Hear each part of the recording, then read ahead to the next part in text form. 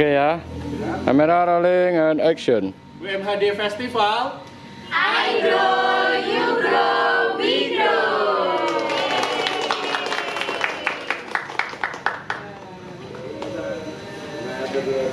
Oke, salam kenal. Saya Fitria Dian. Saya psikolog associate psikolog klinis di YouGrow Psychological Center ini di Buaran ini. Kemudian kalau aktivitas saya sebetulnya karena saya dari Limpung, agak jauh juga ya. Aktivitas saya sehari-hari itu selain mengajar, tentunya bekerja ke sini gitu ya. Kalau ada klien datang ke sini. Seperti itu sih kalau perkenalan diri, apalagi dulu Mas. Iya. Kehadiran Mbak hari ini di momen ini ada kegiatan apa ya? Bisa ceritakan sedikit? Oke, hari ini di YouGrow sedang mengadakan salah satu acara puncak dari rangkaian acara Hari Kesehatan Mental Sedunia atau World Mental Health Day atau WMHD gitu ya 2025.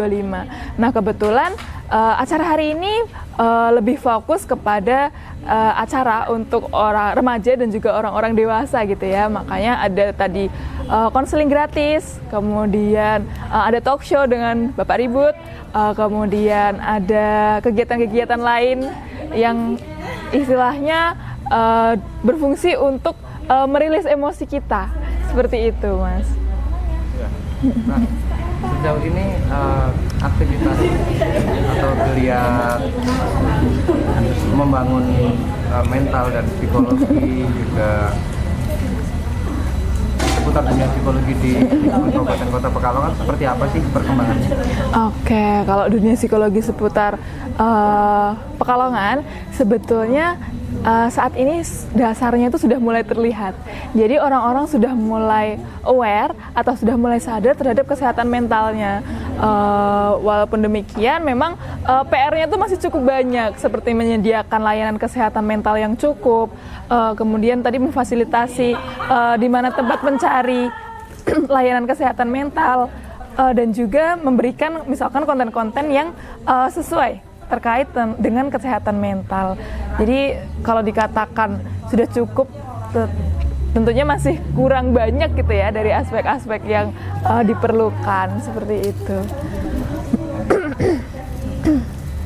Harapan dengan adanya keadaan seperti itu ke depannya terkait dengan masyarakat sendiri, terkait peran pemerintah dan pengatur kebijakan tentang eksistensi dunia kesehatan mental seperti apa kan?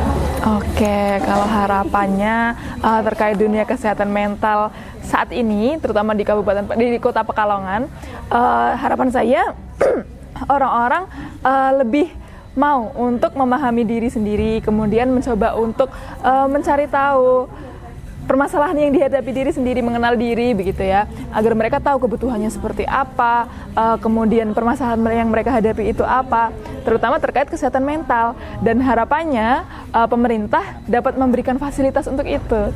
Mungkin sekarang sudah mulai digalakkan gitu ya, dinas-dinas terkait tadi, mungkin ada dari dinas kesehatan, dinas sosial, dan dinas-dinas yang lain, harapannya semakin memberikan ruang untuk fasilitas layanan kesehatan mental seperti itu.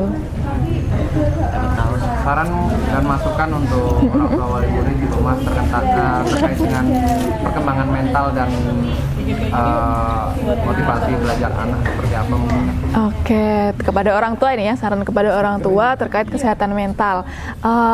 Saat ini dunia sudah semakin berkembang, kemudian banyak ilmu-ilmu baru yang muncul yang bisa dipelajari, yang bisa jadi ada perbedaan antara pengasuhan di zaman dulu dan zaman sekarang. Jadi penting sekali untuk belajar tentang pengasuhan masa kini gitu ya, agar kita bisa semakin berkembang sesuai dengan pertumbuhan zaman gitu. Kadang pemikiran orang tua zaman dulu dan anak sekarang itu berbeda, makanya kita perlu menyelaraskan hal itu. Kemudian untuk memberikan motivasi kepada anak juga kita perlu memberikan ruang agar anak mampu menyuarakan keinginannya ataupun pendapatnya.